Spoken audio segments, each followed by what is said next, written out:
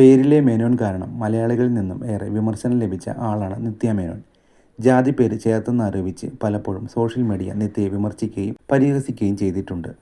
ഇപ്പോഴിതാ സിനിമയിൽ വന്ന ശേഷമാണ് തൻ്റെ പേരിനൊപ്പം മേനോൻ എന്ന് ചേർത്തതെന്ന് നിത്യ തുറന്നു പറയുന്നു. വീട്ടിൽ ജാതിയെക്കുറിച്ചും മതത്തെക്കുറിച്ചും സംസാരിക്കാറില്ല. മേനോൻ എന്നത് ഞാൻ സിനിമയിൽ വന്ന ശേഷം ചേർത്തത്. അതിനു മുമ്പ് എൻ്റെ പേരിനൊപ്പം മേനോൻ എന്നുണ്ടായിരുന്നില്ല. ഇത് പറഞ്ഞാൽ ചിലർ അസ്വസ്ഥരാകും. ജാതി പ്രകാരം ഞാൻ മേനോനാണ്, പക്ഷേ പേരിലൊന്നും ഇല്ലായിരുന്നു. എൻ്റെ അച്ഛൻ ജാതി പേര് ഇടുന്നത് ഇഷ്ടപ്പെട്ടിരുന്നില്ല.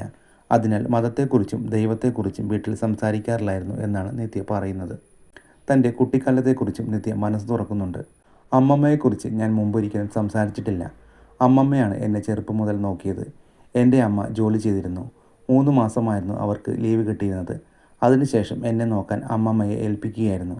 എന്നെ നോക്കിയത് മുഴുവൻ അമ്മമ്മയാണ് 3 മാസം മുതൽ. പകൽ സമയം മുഴുവൻ ഞാൻ അമ്മമ്മയുടെ കൂടെ ഇരിക്കും.